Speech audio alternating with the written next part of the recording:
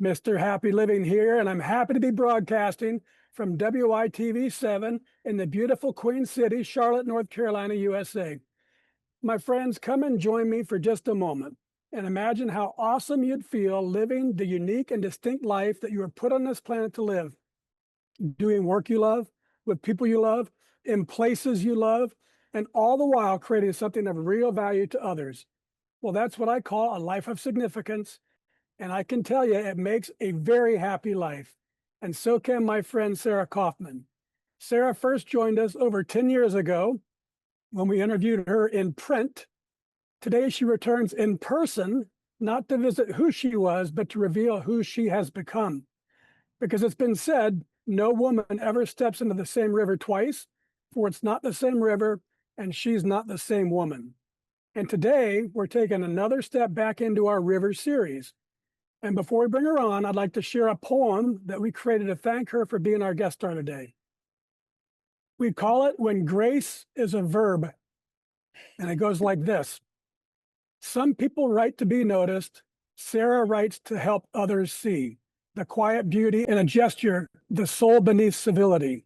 She watched the dancers leap and turn, then searched for words that moved as well, because grace is not perfection. It's how we rise, respond, and dwell.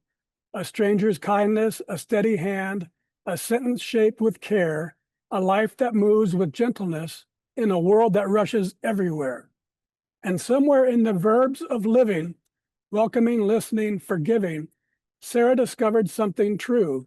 Grace is not a thing we have, it's something we do. This is When Grace is a Verb, and Sarah's here to remind us all the world changes one graceful movement at a time. Hey, Sarah, welcome to the show. Thank you. Wow. I really have tears right now. Those were some beautiful words you really captured and improved beyond what I could say, what I aim to do. So thank you for that. It was really, really beautiful. It's my pleasure. So please get us started by telling us what you're doing these days to make your mark of significance on the world. Yeah, I am writing. I have just published another book aimed at helping people, and it's called Verb Your Enthusiasm. The subtitle is How to Master the Art of the Verb and Transform Your Writing. Hmm. And writing and teaching have become even deeper and more profound passions of mine since I wrote the first book that you mentioned, The Art of Grace, which was about 10 years ago now. Hmm. But I combine the writing and the teaching in this new book about using the expressiveness and the fire and elegance of verbs to elevate your writing and to give it a lot of life and vitality. And to really, my message is to look into yourself and see exactly what you respond to, what your Hmm. reactions are, what your perception is. And then the verbs will come and help you to express that. Because as you mentioned in the poem so beautifully, life is about change. One, Hmm. hopefully graceful moment to the next. All moments can be graceful if we choose to look at them that way for sure. Yeah. But it is about change. And nothing captures that as well as verbs. And there's so many verbs we can use. And in looking at life as action and activity, I think can inspire writers to really tune into their own perceptions. So this sprang from my life as a journalist, as a dance critic. As you referenced in your poem, I wrote about dance for 27 years at the Hmm. Washington Post. But 3 years ago, my husband and I left Washington, D.C., and moved to Western North Carolina, which Ah, is a joy every morning when I wake up and I look out my window. It's like a painting, it's so yeah. beautiful. As you know, I know you're not far away. Um, No.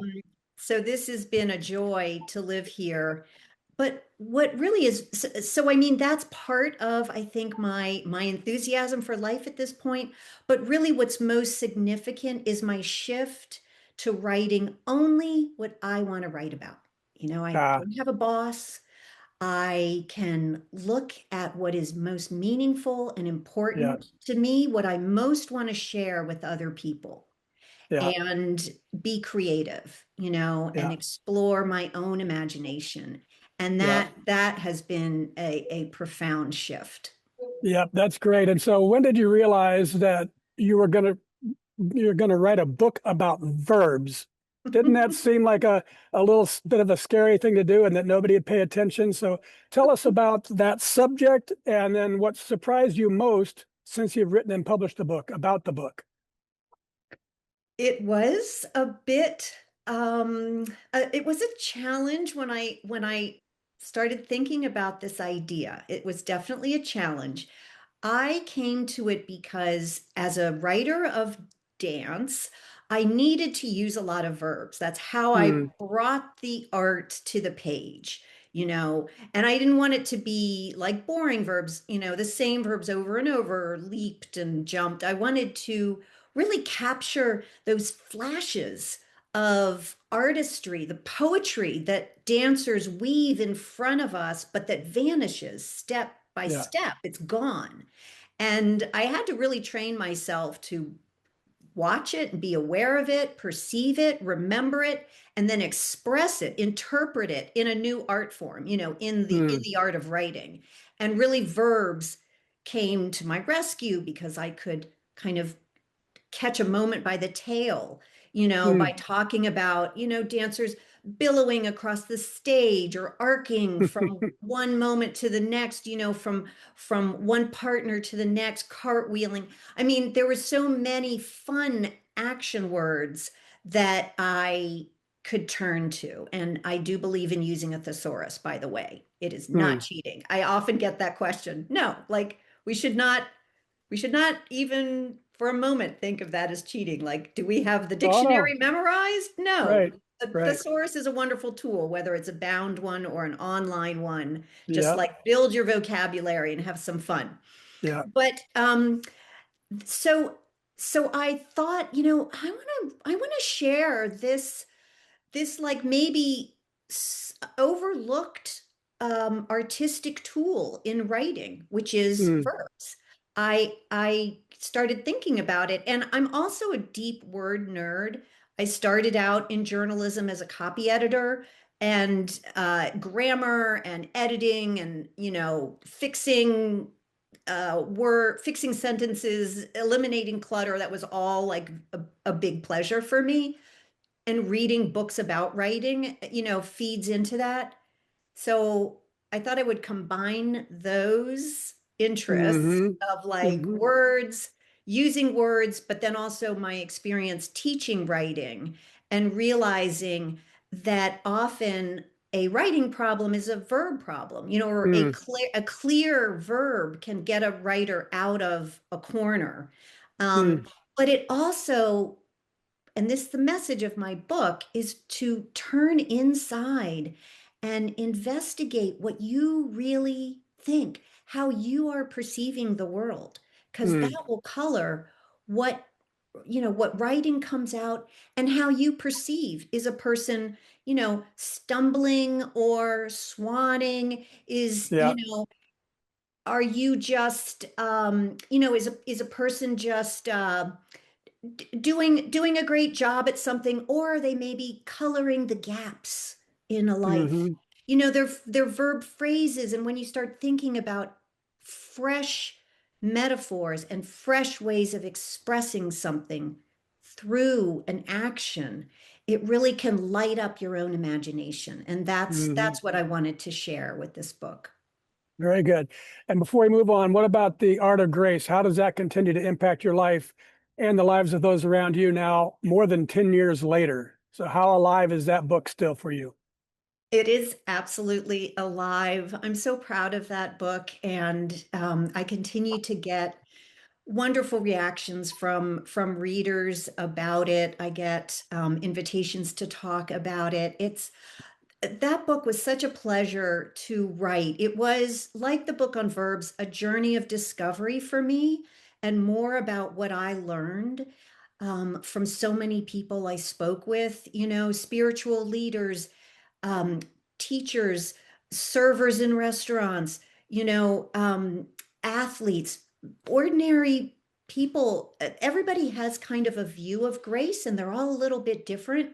But what I Yeah. set out to do was try to find kind of the common denominators and what linked spiritual grace with physical grace, like a dancer or an athlete might have, and also social grace, like, that warm friend who welcomes you into their home or just, holds the door open for you, like, a total stranger might do, and just gives you a Yeah. little leap of joy in your heart. Yeah. I wanted to just tie all that together, and that perspective continues to color how I see the world and the Yeah. grace around me. As a great book, one of my favorites. It's how I came to meet you. And from that book, I was just starting out at Happy Living, and I wrote a blog post called "The Grace of a Stripper," and just to kind of what you wrote about. And the message is, you can find grace in every single walk of life, and the opposite also. And so it's really a matter of choice. It's not about your circumstances. Exactly, 100%. And it's Yeah. it's embodying, the Yeah. warmth and generosity and outgoingness to other people, Yeah. bringing them in and making them feel welcome is really at the heart of it, Yeah. generosity and warmth. And Yeah. that you can find everywhere. Yeah. Wonderful. All right, Sarah, let's do a little mathematics so our friends all around the world can get to know you through our happy formula. It's very simple, but it's super powerful, and it goes like this: power plus purpose equals happy. So let's start with power. What are your personal practices for building up all the power you need to get things done, whether it's physically or mentally, financially, spiritually, emotionally? In other words, what do you do on a regular basis to create the power you need to take really good care of yourself and your loved ones and still have plenty left over so you can be a giver to others? I love this question and I love this formula, but power for me, it starts with the body. I feel like the body is the first thing we need to take care of. We live Mm, in this body, it houses our spirit, it houses our outlook on the world. So much of our knowledge and awareness comes through the body, through all our senses and emotions, mm, not just through mental cognition. And so the body itself is this great source of power. And mm, I take care of myself. I get activity every single day. I swim, I take mm. long walks, we hike on the weekends. And if I can't go outside for some reason, I do YouTube workouts right here in my office. I roll out my mat. Um, so that's number one. And another source of great power for me is friendship. So I have Mm. wonderful friends here, and I nurture, I take care to nurture those friendships, but they just feed me in so many ways. As we all know, those human connections, you learn so much and Yeah. you're developed so much inside through friendships. And especially, I love the fact that, Asheville's kind of small and we have friends from all walks of life and all ages. And I Mm. like that mix of ages that is just very inspiring. And then spiritually, I mean, my spiritual practice is the outdoors. It's Mm. getting outside and walking. And I could find that in downtown Washington, D.C. too. I mean, I could take a Mm-hmm. walk and just kind of reset myself Mm-hmm. walking through the neighborhood. So it doesn't have to be in an exotic, landscape or anything, but just getting outside. Um, to me, nature is the realm of wonder. That's where the magic is. That's where Mm-hmm. the answers lie. And if I am feeling, particularly at a high point or even particularly at a low point, I go outside and I look at these mountains and, you know, I could feel them looking at me and saying, like, get over yourself. Like, Yeah. get a grip, just enjoy, savor this. Yeah. We're here for a really long time, but you're not. Your life is short. And I feel like if I look at things that way, which you can't help but do when you're in nature, right? These things Hmm. that survive without complaint. Um, Yeah. it sets your head in a certain way, it gets your Yeah. head straight and it quiets me. Yeah. Very good. All right, Sarah, let's discuss my favorite power generating concept. It's called a Kaizen state of mind. And it's this beautiful Japanese idea that small incremental improvements will add up over time to yield great big results. And it's so powerful because it's about mindset, not circumstance. So Kaizening life is knowing I can always do something better tomorrow than today. And it creates a gentle, relentless, never-ending power that keeps lifting me higher and higher day after day after day. So Sarah, how does Kaizening your life help you increase your power to continuously become more so you can continue giving more, impacting even more lives? Yeah, so to Kaizen my life, first of all, that's an awesome verb. A new verb that I learned from you. So that's fantastic. I love it. But yeah, I am a big believer in small and steady steps. I mean, I may want to procrastinate. That comes to me quite frequently, but Mm, I tell myself this essay is not going to write itself. This chapter is not going to write itself. Let me just sit down for 15 minutes. Let me just give yeah, 15 minutes to this. And then if I'm, really not feeling it, I can put it aside and come back the next day, but I need to come back the next day. And I need to yeah, have that belief in these small and steady steps. And so I just tell myself, just start anywhere. Get yep, started, get a little bit done, and the next day get a little bit more done. I don't have to chain myself to a project because there's no joy in that. right, The joy is losing yourself in it. And sometimes that doesn't come.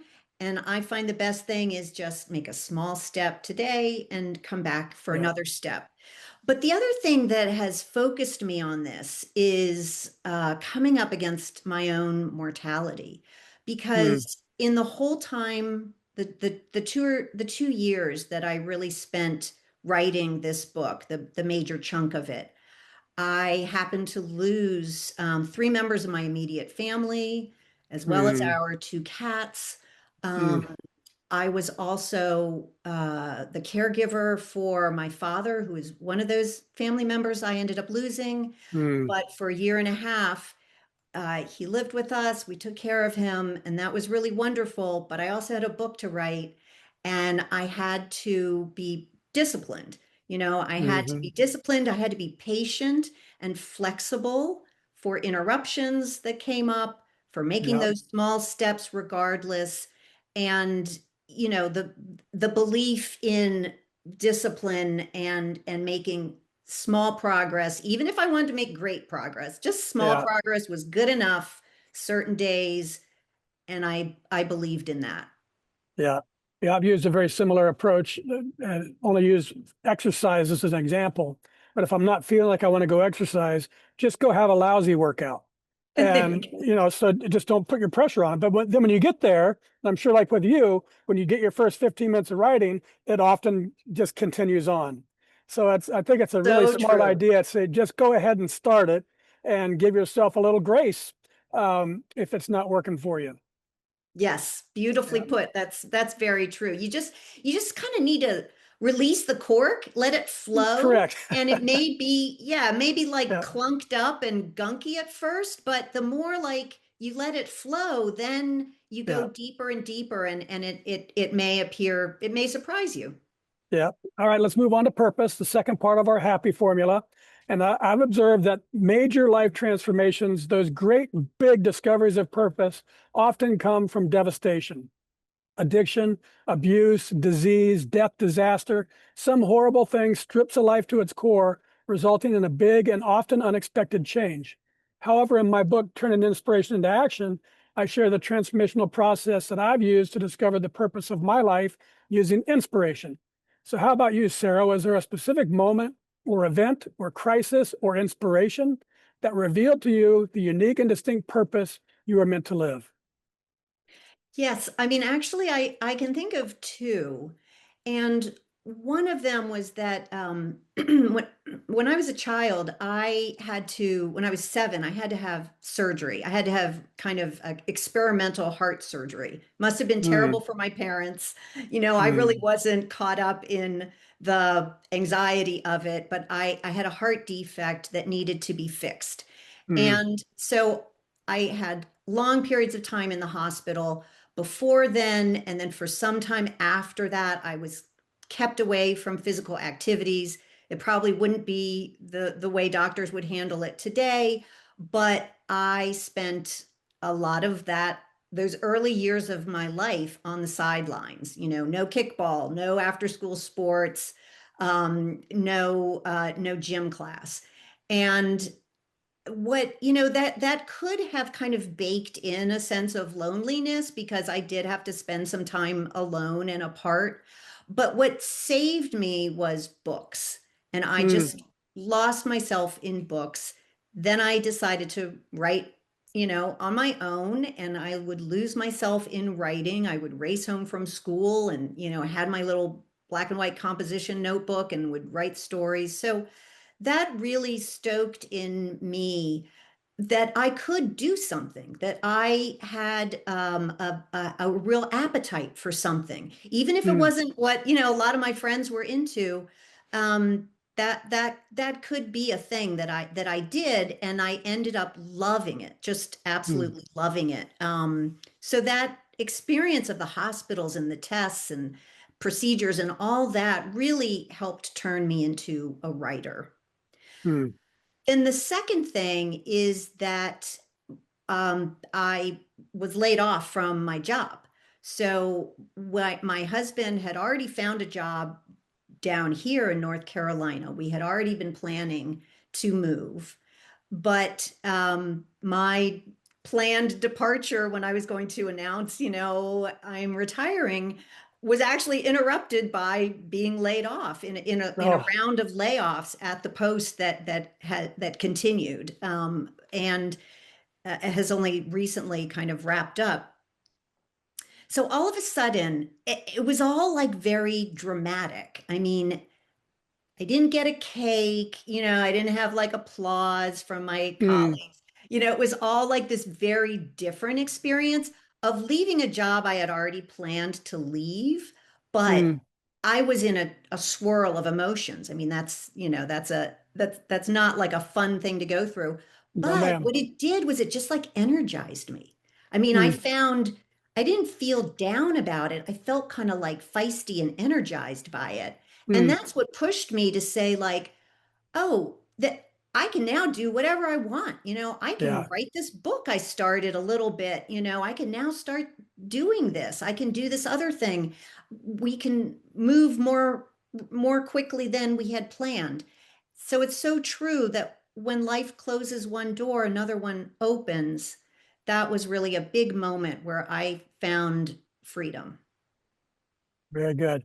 And so what inspired you to shift from observing and writing in the early part of your career to teaching and sharing what you've learned in these last few years? Yeah, I mean, it started just by being asked to do it at the very beginning of when I started writing. One of the local universities got in touch with me, and I thought, okay, never done this before, but I discovered I really liked it. And I really liked working with writers because what I discovered is that writers, as I knew from the inside, really crave attention to their work. They want Mm, to know, they want feedback.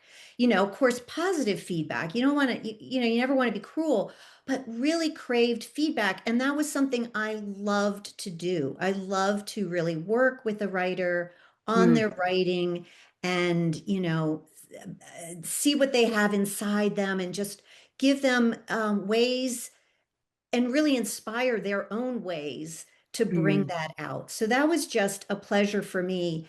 And also, as I went on in my career and realized I didn't want to do journalism forever, well, what else was, what was I going to do with all these years I'd spent doing it? I had Yeah. a lot of experience. Why not share it? And I Yeah. sought out more opportunities to teach, and it just became a real, um, it's always a challenge. Every class I teach, I kind of restart and create anew. But that's where my creativity comes in, and then it's fed by my students' creativity. Yeah. Yeah. That's great. All right, Sarah, thank you for that. Now let's take a quick commercial break so our sponsor can spread a little love with our audience.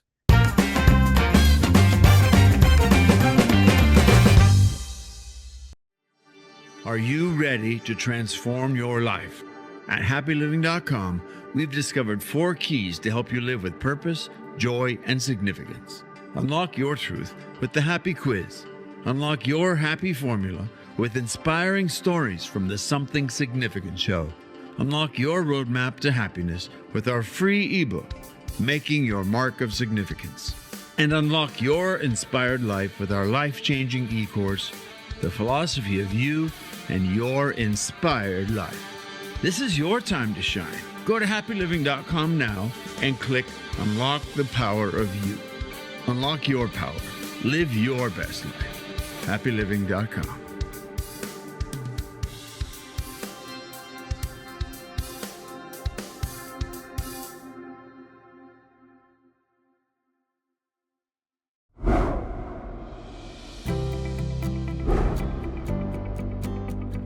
We are a community broadcasting network based in North Carolina, dedicated to providing accessible educational content to benefit everyone. Here at WYTV7, our mission is to provide transparency and integrity, sharing real-life touching stories that matter. We are an all-exclusive and diverse network, assisting others in youth empowerment training, helping the underprivileged, supporting and strengthening families and individuals, self-help awareness, giving scholarships, and helping essential community workers. Our mission is made possible by our wonderful volunteers, as well as supporters like you. Consider donating or volunteering with us to help us keep our mission going.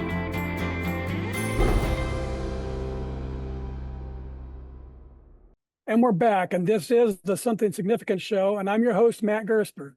And my special guest star today is Sarah Kaufman, a woman who has spent her life watching, dancing, writing, teaching, questioning, and helping us to notice what matters most. From translating movement into language to helping the rest of us move more gracefully through life, Sarah reminds us that grace is not something we admire from a distance, it's something we practice. And Sarah, I just love how you teach and live grace in motion. And I think you're going to love this article that I found. It's called The Science Behind the Power of Giving. It revealed something truly powerful, that the simple act of giving can become a gateway for discovering your reason for being on the planet.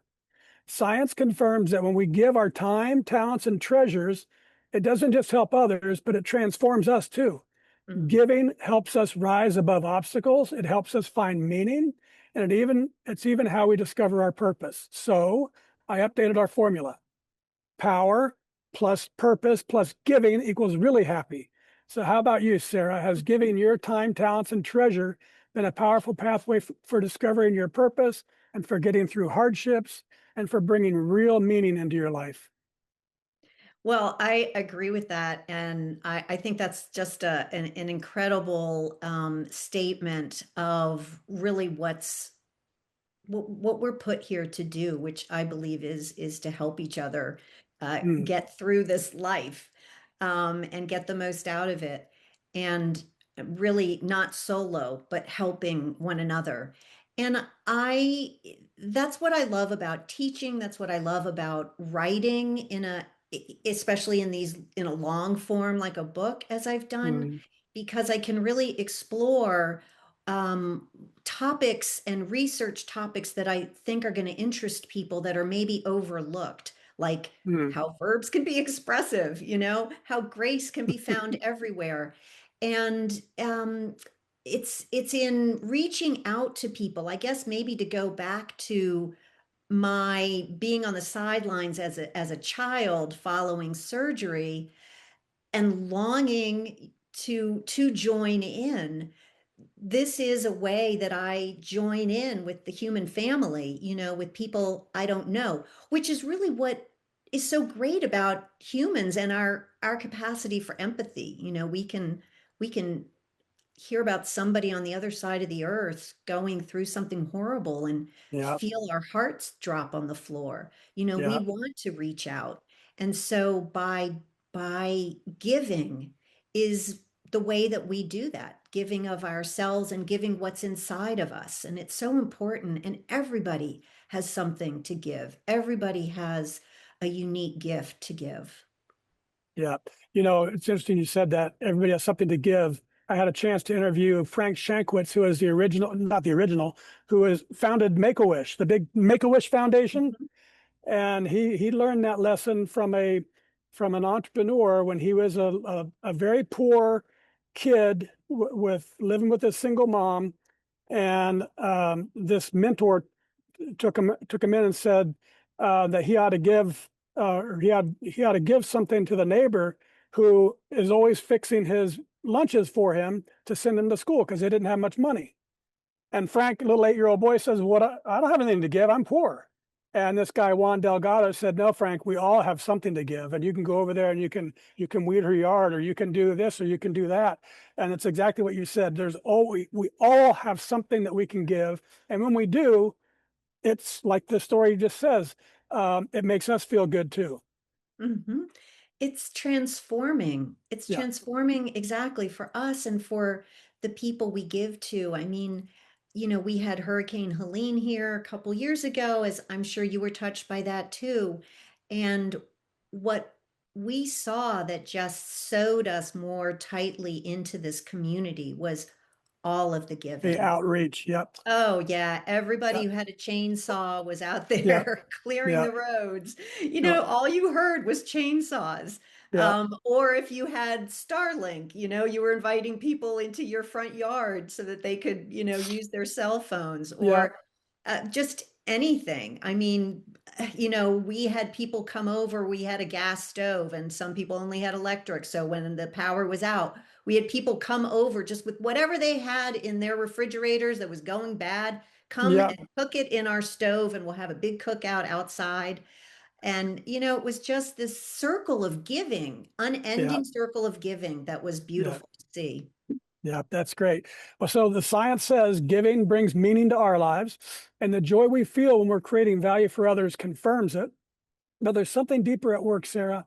I believe the magic of life comes when we're giving from living in our purpose, because that's where joy doesn't just touch the receiver, it flows to the giver too, and even to those witnessing the giving. And something else seems to happen there. Fear loosens its grip, self-focus shrinks, peace grows steadier, and hope grows stronger. And it all comes from aligning with purpose and becoming more so we can give even more. So, Sarah, I'd love our audience to witness what that magic looks like in your life. So please sit back, my friend, open your heart and have a listen to what people are saying about the impact that you're making in their lives because you're giving from living in your purpose. One person said, "This thoughtful meditation will stay with me for a long time." Sarah Kaufman's thoughts on the rare virtue of grace are both inspiring and uplifting. Humanity at its finest is merely what she is offering here, and we could all use a bit more of that in our lives. And another said, "Sarah Kaufman offers an old-fashioned cure to a modern-day ailment. The remedy for our culture of coarseness is grace." And another, "Actively useful, a book that makes you want to sit down and write." And others said that your work helps them to notice, listen, think, speak, cultivate, move gracefully, reform, emulate, enlighten, tune in, step lightly, act kindly, consider, sharpen, express, illuminate, transfer, live well, write, wield language honestly, communicate with eloquence. And finally, this person said, "This verb-filled outing reads like a dream." So, Sarah, how does all that incredible love make you feel? Again, I'm getting kind of teary. That's really nice. Powerful words.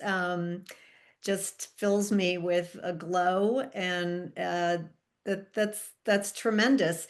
And it's the generosity of people to express those feelings that's so touching to me, that it takes time. I'm always so grateful when people send a note, an Hmm. email, or write a comment, because they've taken the time to put their thoughts into words, and that's a precious gift that I appreciate so deeply. So thank you for that. Oh, you're welcome.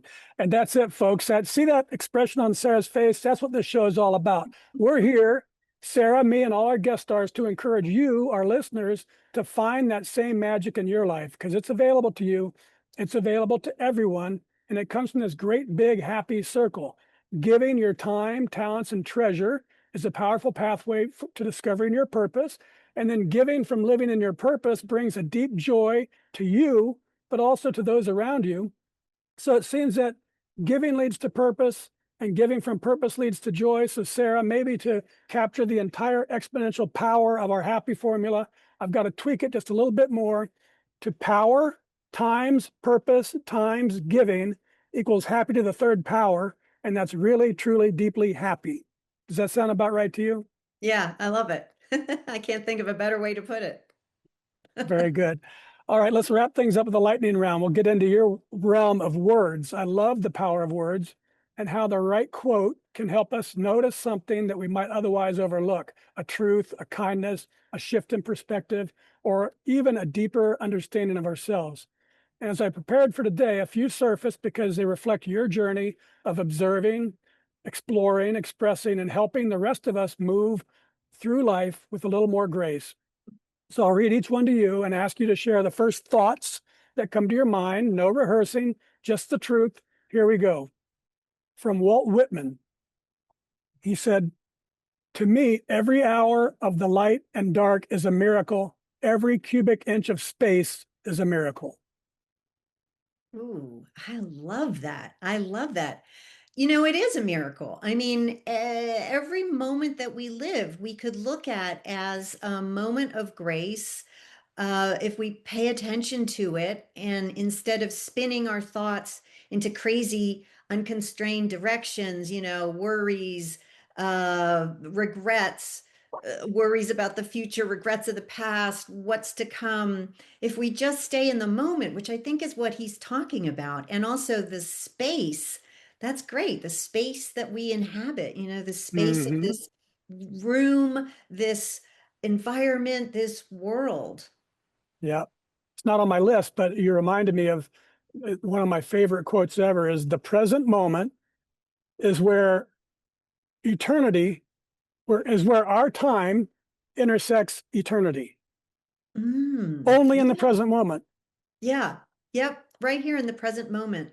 Yeah, So much can happen, but it's beautiful what is happening right now. yeah, yeah. This is from Sarah Young. She says, living well is both a discipline and an art. Hmm.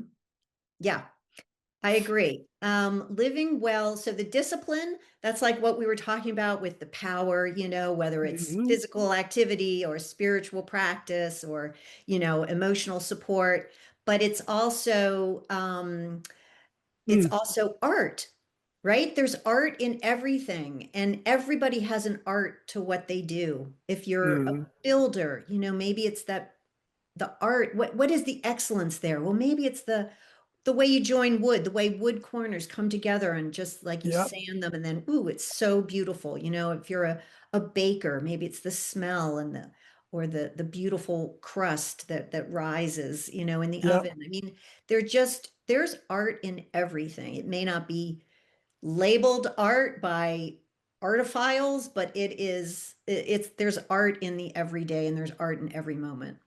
yeah. You just made me think of it when you said discipline is where the power is, because we talked about that, and art is the purpose. So it's the Yes, power there you plus go. purpose. Yeah.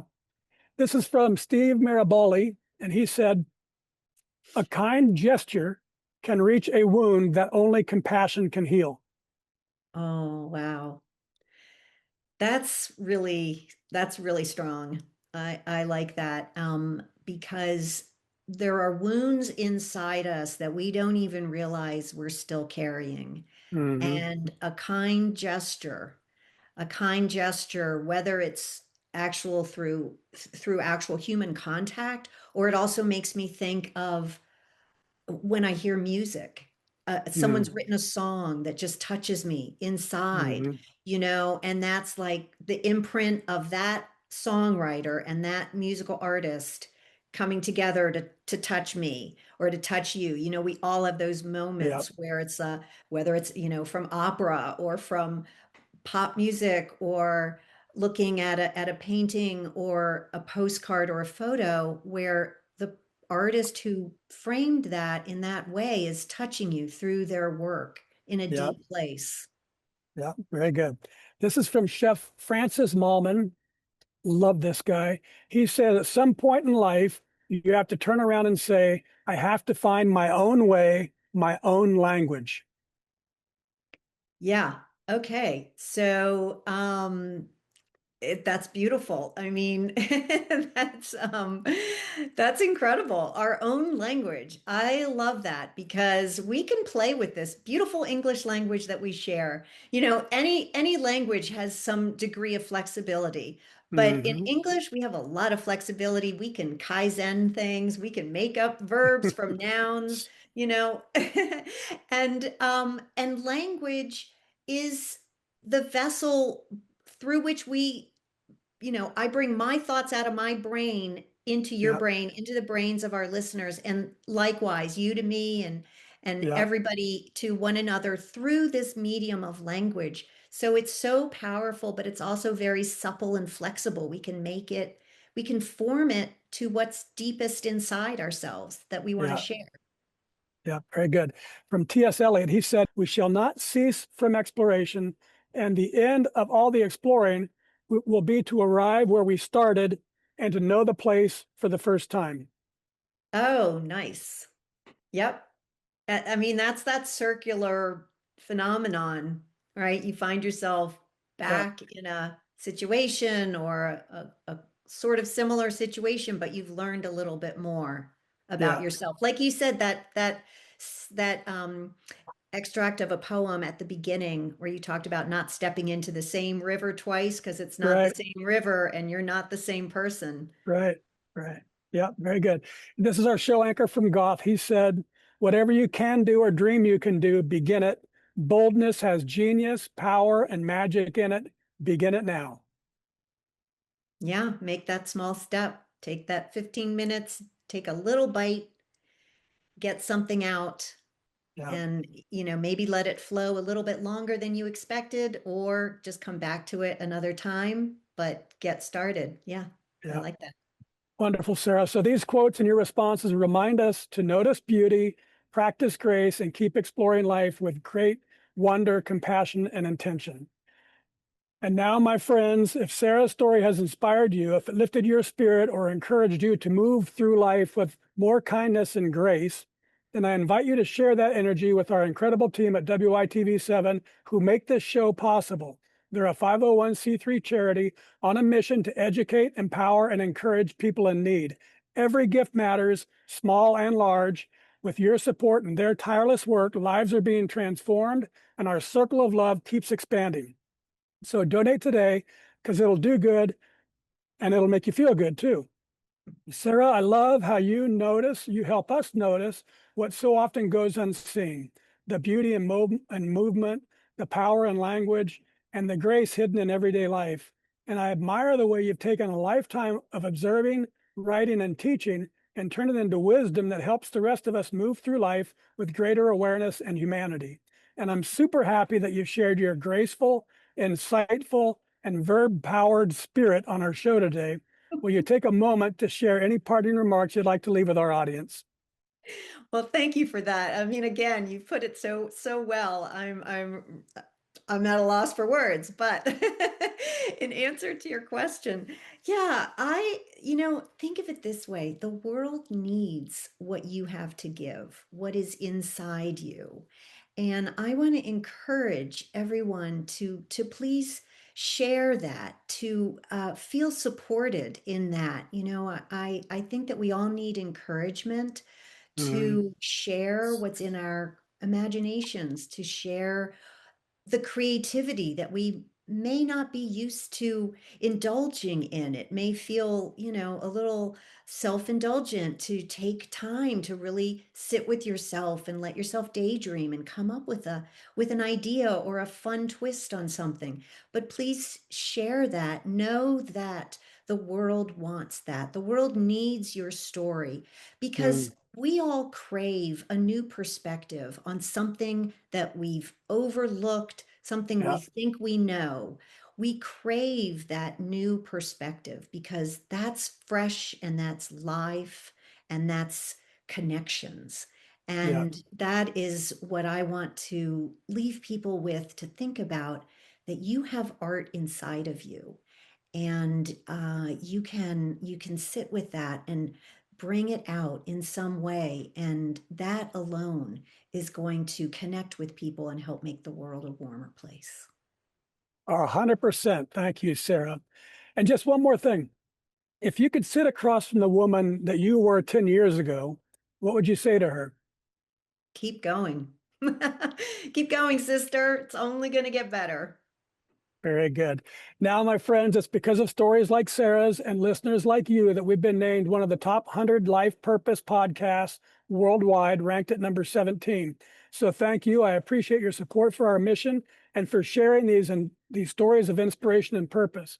I also want to thank WITV7 for hosting and promoting our show so we can keep interviewing inspiring guest stars like Sarah and reaching folks just like you, ready to create your own extraordinary lives.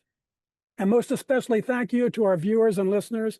If you'd like to learn more about Sarah Kaufman, explore her beautiful work, connect with her writing, and bring a little more grace into your own life, you'll find all the links in our show notes. So find Sarah, follow her, buy her books, and perhaps practice a little more grace in motion. And from me to you, dear friends, I love you, and I want you to be really, truly, deeply happy too.